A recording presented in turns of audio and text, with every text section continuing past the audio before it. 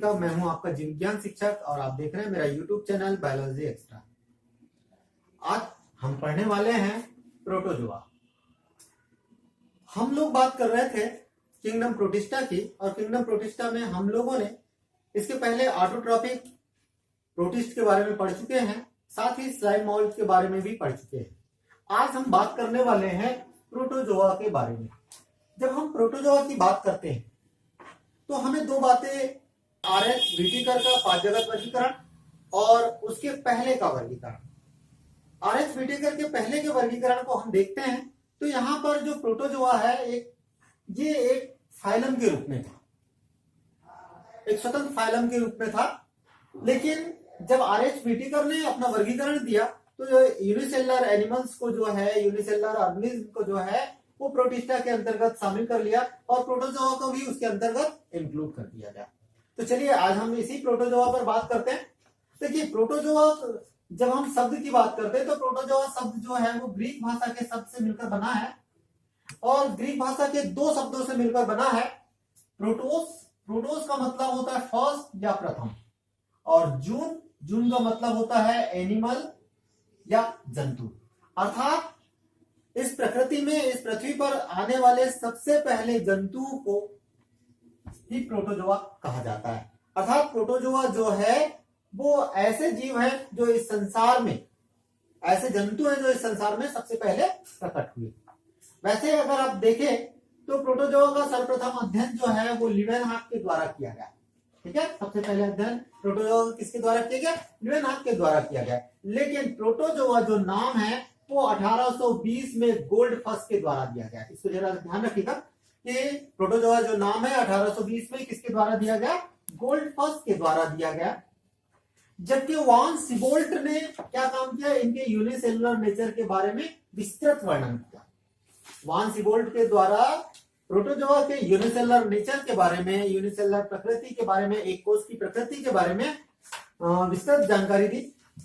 Protozoa का जो अध्ययन है वो प्रोटोजूलॉजी कहलाता है। The study of protozoan animals called protozoology. ध्यान रखना है कि प्रोटोजोआ का अध्ययन किसके अंतर्गत किया जाता है? प्रोटोजूलॉजी के अंतर्गत किया जाता है। और प्रोटोजोआ के अंतर्गत लगभग 50,000 से ज्यादा जातियां ज्ञात हैं। ठीक है, about 15,000 species known in protozoa. ठीक है, यहां पर अगर हम बात करें, प्रोटोजोआ को प्राइमरी एनिमल भी कहा जाता है। जैसे मैंने अभी थोड़ी देर पहले बताया कि ये प्रकृति में प्रकट होने वाले सबसे पहले जीव माने जाते, जंतु माने जाते, जीव नहीं जंतु माने जाते हैं, तो इस कारण से इनको प्राइमरी एनिमल्स कहा जाता है। अगर हम इनके जनरल कैरेक्टर की बात करें, सामान्य लक्षणों की बात करें, तो देखें ये सूक्ष्मदर्शी होते हैं। अर्थात सूक्ष्मदर्शी की सहायता से इनका अध्ययन किया जाता है। साथ ही ये एक कोश की भी होते हैं। सूक्ष्मदर्शी होते से तात्पर्य है कि इनका जो आकार, अगर हम देखें, साइज देखें, 0.001 mm से लेकर 5.0 mm तक होता है। ठीक है, इस कारण से कहा गया है कि ये कैसे सूक्ष्मदर्शी। ये पूरी की पूरी अपनी लाइफ साइकिल जो है केवल एक कोशिका के अंदर संपन्न करते हैं। इस कारण से इनको एक कोशिकी कहा जाता है। कभी कभी इनको जो है नॉन सेलुलर या अकोशिकीय भी कहा जाता है। ठीक है, क्यों कहा जाता है भाई? क्योंकि पूरी की पूरी लाइफ साइकिल एक कोशिका के अंदर होती है, और मल्टी सेलुलर एनिमल के समान ही इस एक कोशिका के अंदर सारी की सारी जो जैविक क्रियाएं वो संपन्न करते हैं। इस कारण से इनको नॉन सेलुलर भी कहा जाता है। प्रोटोजोआ के जो मेंबर होते हैं वो या तो फ्री लिविंग होते हैं, स्वतंत्र रूप से अपना जीवन यापन करते हैं, या फिर सिम्बायोटिक होते हैं, सहजीवी रूप में पाए जाते हैं, या पैरासाइट के रूप में पाए जाते हैं, परजीवी के रूप में पाए जाते हैं दूसरे जीवों के शरीर के अंदर, या बाहर परजीवी के रूप में पाए जाते हैं। कभी कभी कुछ इसके मेंबर्स जो है वो साथ साथ जीवन यापन करते हैं और कॉलोनी बनाकर जीवन यापन करते हैं। तो कहने का मतलब क्या है कि प्रोटोजोआ के सदस्य कहते हैं स्वतंत्र जीव भी होते हैं, सहजीवी भी होते हैं, परजीवी भी होते हैं, और कॉलोनियल भी होते हैं। ठीक है ना। अब चलिए देखें इनके हैबिट की बात कर ले। और थोड़ा, जब ये स्वतंत्र जीवी होते हैं तब ऐसी अवस्था में या तो ये स्वतंत्र जल में पाए जाते हैं, स्वच्छ जल में पाए जाते हैं, स्वतंत्र की बजाय मैं स्वच्छ जल कहना चाहूंगा, स्वच्छ जल में पाए जाते हैं, या फिर हो सकता है मेराइन वाटर में पाए जाते हो, लवणी जल में पाए जाते हैं, या फिर नम स्थानों पर ये पाए जाते हैं।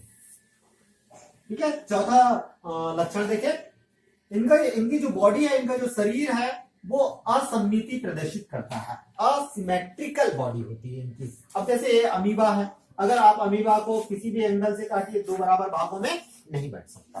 तो इस कारण से हम कह सकते हैं कि जो प्रोटोजोआ के सदस्य होते हैं वो कैसे होते हैं, असममित बॉडी स्ट्रक्चर वाले होते हैं। ठीक है, इसके बाद हम बात करें एक नेक्स्ट कैरेक्टर की, तो इनका जो जीव द्रव्य होता है, इनका जो प्रोटोप्लाज्म होता है दो भागों में बटा हुआ होता है।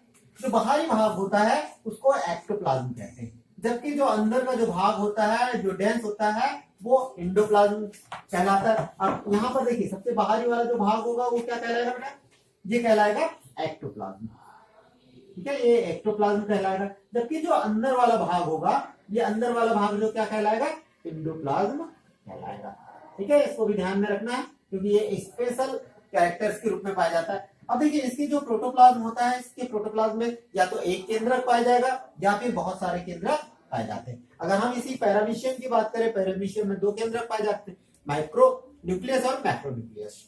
ओके, चलिए इसके अंदर फूड वैक्यूल्स तथा कॉन्ट्रैक्टाइल वैक्यूल उपस्थित होता है। यहाँ पर ध्यान रखिएगा कि इसका जो प्रोटोप्लाज्म होता है, प्रोटोप्लाज्म के अंदर भोज्य पदार्थों का संग्रहण करने के लिए, भोज्य पदार्थ रखने के लिए फूड वैक्यूल्स होता है, वहीं पर इसमें कॉन्ट्रैक्टाइल वैक्यूल्स भी पाया जाता है। और ये जो कॉन्ट्रैक्टाइल वैक्यूल्स है, अपशिष्ट पदार्थों को शरीर से बाहर निकालने में, उत्सर्जन में सहायता करता है। Most important character of protozoa, ठीक है, लोकोमोशन। प्रोटोजोआ के सदस्यों में लोकोमोटरी ऑर्गन या तो प्रेजेंट होगा या एब्सेंट हो सकता है। अगर मान के चलिए प्रेजेंट है, तब ऐसी अवस्था में या तो ये फ्लैजिला के रूप में होगा, या फिर सीलिया के रूप में होगा, या फिर कैसा होगा, स्यूडोपोडिया के रूप में होगा। ठीक है, और अगर मान के चलिए एब्सेंट है, वो पैरासाइट के रूप में पाए जाते हैं। ठीक है, और पैरासाइट जब कोई जीव होता है तो उसमें लोकोमोटरी ऑर्गन कम विकसित होते हैं, लेकिन यहाँ पर तो विकसित होते ही नहीं। चलिए ठीक है, इसके बाद अगर हम बात करें तो ये कैसे होते हैं भाई, हेट्रोट्रॉपिक न्यूट्रिशन शो करते हैं, विषम पोषी पोषण दर्शाते हैं। और विषम पोषी पोषण की अगर हम जब बात करते हैं तो अब ये अलग अलग तरीके से ये अपना पोषण दर्शाते हैं। ठीक है, अब कैसे अलग अलग, आपने देखा कि कुछ कैसे होते हैं, पैरासाइट के रूप में पाए जाते हैं। ठीक है, कुछ ऐसे होते हैं जो सहजीवी के रूप में पाए जाते हैं। तो ये अलग अलग प्रकार से पोषण दर्शाने का कार्य करते हैं। अब एक महत्वपूर्ण कैरेक्टर की बात करें, रिप्रोडक्शन की बात करें, तो प्रोटोजोआ के जो सदस्य हैं उनमें सेक्सुअल रिप्रोडक्शन और असेक्सुअल रिप्रोडक्शन दोनों पाया जाता है। अगर हम सेक्सुअल रिप्रोडक्शन की बात करें तो ये बडिंग के द्वारा, बडिंग कलिकायन के द्वारा हो सकता है, बाइनरी फिजन के द्वारा हो सकता है, द्विविखंडन के द्वारा हो सकता है, मल्टीपल फिजन के द्वारा हो सकता है, बहुविखंडन के द्वारा हो सकता है, या फिर स्पोर फॉर्मेशन के द्वारा भी हो सकता है। तो कहने का मतलब क्या है कि प्रोटोजोआ में असेक्सुअल रिप्रोडक्शन किसके द्वारा हो रहा है, बडिंग के द्वारा हो गया, बाइनरी फिजन के द्वारा, मल्टीपल फिजन के द्वारा, या स्पोर फॉर्मेशन के द्वारा भी होता है। अगर जब सेक्सुअल रिप्रोडक्शन इनमें होता है तब ऐसी अवस्था में ये कंजुगेशन मेथड्स के द्वारा होता है, संयुग्मन के द्वारा होता है। जैसे कि मान के चलिए यहाँ पर पैरामीशियम की दो कायिक कोशिकाएं एक दूसरे के साथ चिपक जाती है, जिसको कि संयुग्मन कहा जाता है।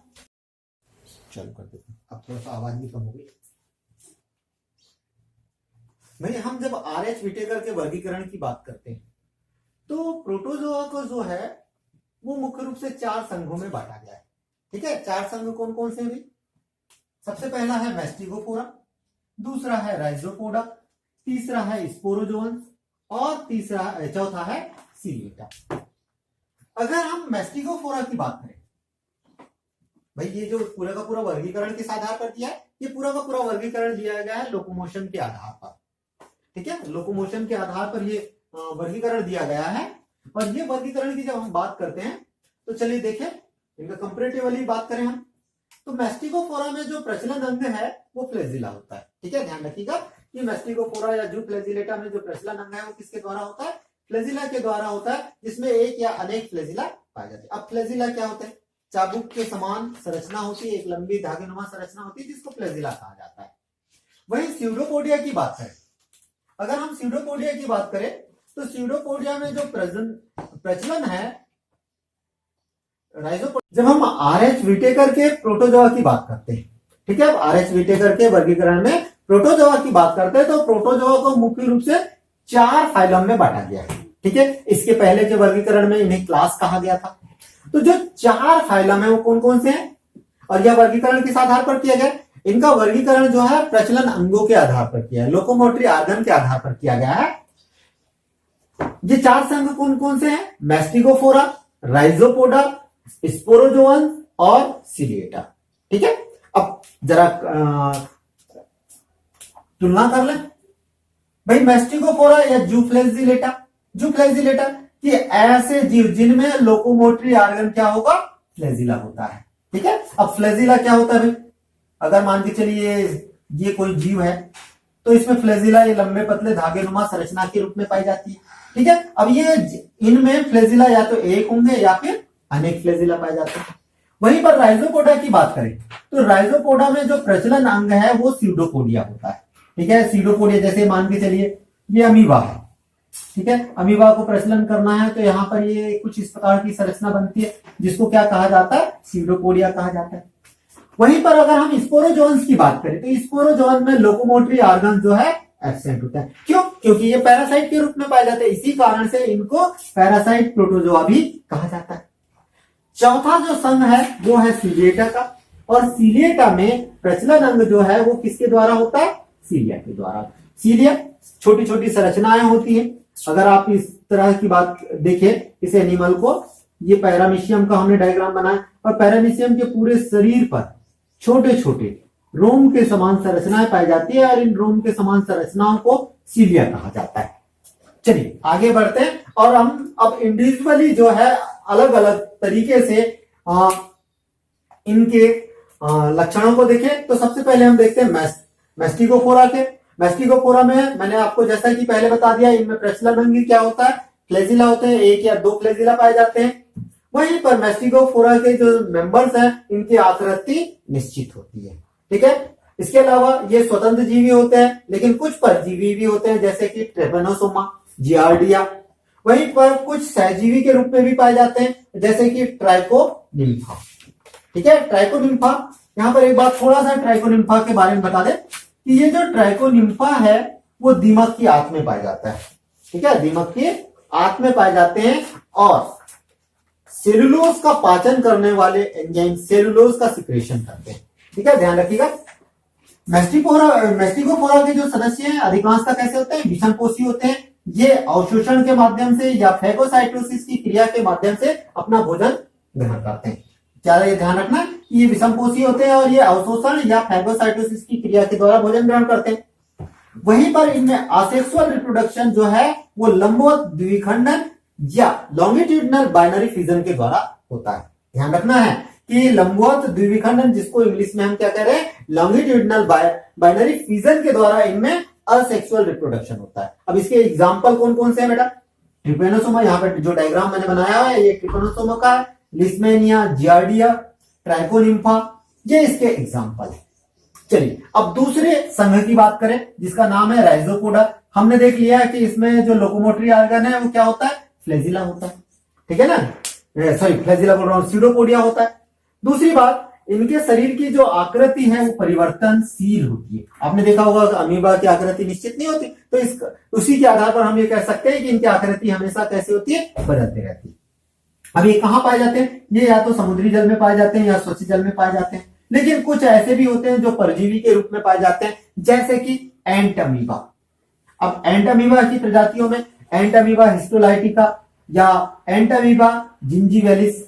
ठीक है, एंट अमीबा हिस्टोलाइटिका मनुष्य में इंटेस्टाइन में पाया जाता है, जबकि जिंजीवेलिस जो है वो मसूड़ों में पाया जाता है, गम्स में पाए जाते हैं। और जब ये इंटेस्टाइन में पाया जाता है तब ऐसी अवस्था में डायरिया या पेचिस रोग उत्पन्न करता है। कौन? एंट अमीबा हिस्टोलाइटिका। वहीं पर एंट अमीबा जिंजीवेलिस जो है मसूड़ों में पाया जाता है और पायरिया रोग उत्पन्न करता है। ठीक है, मसूड़ों में से खून आना जो है वो उत्पन्न करता है। अब एक बात और, इन जंतुओं के शरीर के चारों तरफ पेलिकल का आवरण नहीं पाया जाता। ठीक है, इसका आवरण नहीं पाया जाता, पेलिकल का आवरण नहीं पाया जाता। हाँ, यहां पर आप थोड़ी सी और बात कर ले कि इसके जो कुछ सदस्य जैसे कुछ सार्कोडाइन्स ऐसे होते हैं जो अपने चारों ओर सिलिका का स्रावन करते हैं, और ऐसे जितने भी सार्कोडाइन्स होते हैं जो सिलिका का स्रावन करते हैं हेलिजोन्स कहलाते हैं।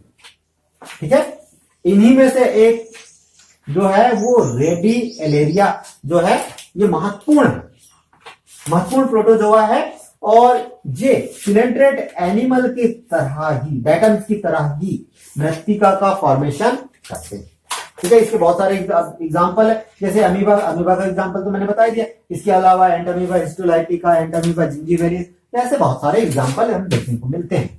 चलिए अब हम बात करते हैं स्पोरोजोन्स की। स्पोरोजोन्स या पैरासाइट कि ऐसे प्रोटोजोआ के मेंबर जिनमें लोकोमोटरी ऑर्गन एब्सेंट होता है और जो मुख्य रूप से परजीवी के रूप में पाए जाते हैं, इसके अंतर्गत शामिल किए जाते हैं। ठीक है, लोकोमोटरी ऑर्गन कैसा हो गया? एब्सेंट हो गया।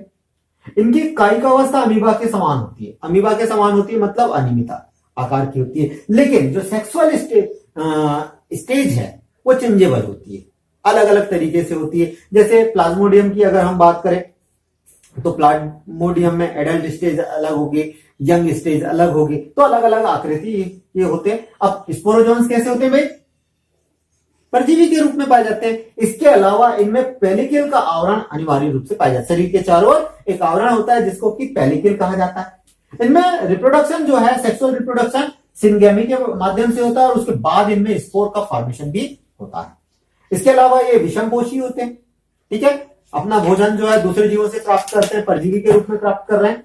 अब यहां पर एक बात, चूंकि ये परजीवी के रूप में पाए जाते हैं, इस कारण से इनके जो होस्ट है या तो मोनोजेनेटिक होंगे या डाइजेनेटिक होंगे। मोनोजेनेटिक का मतलब क्या है कि जब ये अपनी पूरी की पूरी लाइफ साइकिल केवल एक होस्ट में पूरा कर देते हैं, और डाइजेनेटिक का मतलब क्या है, इनको अपनी लाइफ साइकिल पूरा करने के लिए दो होस्ट की आवश्यकता पड़ती है। एग्जाम्पल के रूप में अगर हम प्लाज्मोडियम की बात करें तो प्लाज्मोडियम जो कि मलेरिया रोग उत्पन्न करता है, मच्छरों के शरीर में भी पाया जाता है और मनुष्य के शरीर में पाया जाता है, अर्थात इसका होस्ट कितने हैं? दो है। इस कारण से इसको क्या कहा गया? डाइजेनेटिक पैरासाइट कहा गया। ठीक है, इसके एग्जांपल में सेकेंड एग्जांपल मोनोसिस्टिस का। चलिए अब हम बात करते हैं सिलिएटा की। सिलिएटा की बात करें तो मैंने जैसा कि बताया, जिनमें सिलिया के द्वारा लोकोमोशन होता है वो सिलिएटा कहलाते हैं। ठीक है, इनकी आकृति कैसी होगी? निश्चित होगी। कुछ मेंबर्स जो है वो स्वच्छ जल में पाए जाते हैं, स्वतंत्र रूप से पाए जाते हैं। ठीक है, इसके अलावा इनका जो प्रोटोप्लाज्म है दो भागों में बटा है, एक्टोप्लाज्म और एंडोप्लाज्म है।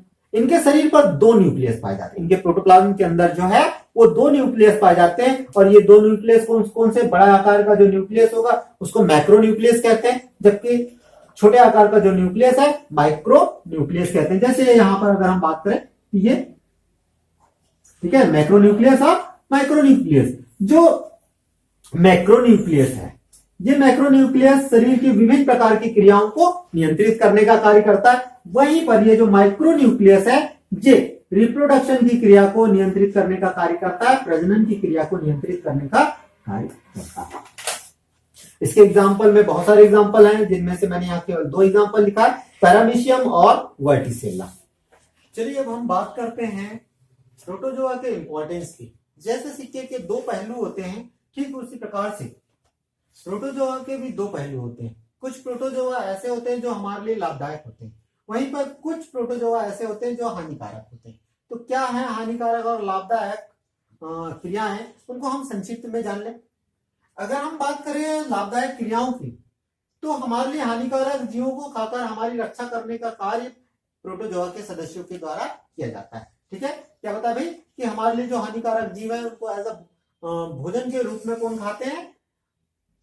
प्रोटोजोआ के सदस्य खाते हैं और उससे हमारी रक्षा करते हैं। दूसरी देखिए, हमारे लिए उपयोगी जीवों के लिए भोजन के रूप में ये उपयोगी होते हैं। हमारे लिए बहुत सारे जीव उपयोगी होते हैं, तो वो जीव इनको भोजन के रूप में ग्रहण कर लेते हैं। इसके अलावा ये शरीर के अंदर परजीवी के रूप में पाए जाते हैं और भोज्य पदार्थों के पाचन में सहायता करते हैं, अर्थात सेलुलोज जिसका पाचन हमारे शरीर में नहीं हो पाता, उसका पाचन करने में ये सहायता करते हैं। ठीक है, अब इसके हानिकारक इंपॉर्टेंस की बात करें तो हानिकारक इंपॉर्टेंस यहाँ पर हानिकारक इंपॉर्टेंस में बात कर रहे हैं हम, तो यहाँ पर एक बात ध्यान में रखना पड़ेगा कि ये बहुत सारी बीमारियां पैदा करते हैं, जैसे कि मलेरिया, पेचिस, पायरिया, काला अजहर, निद्रा रोग और भी बहुत सारी बीमारियां। अगर हम मलेरिया की बात करें तो सबसे कॉमन बीमारियों में से एक है जो कि प्लाज्मोडियम के द्वारा होता है। वहीं पर पेचिस की बात करें तो एंटामीबा हिस्टोलिटिका के द्वारा होता है। वहीं पायरिया की बात करें तो ये एंटामीबा जिंजीवेलिस के द्वारा होता है।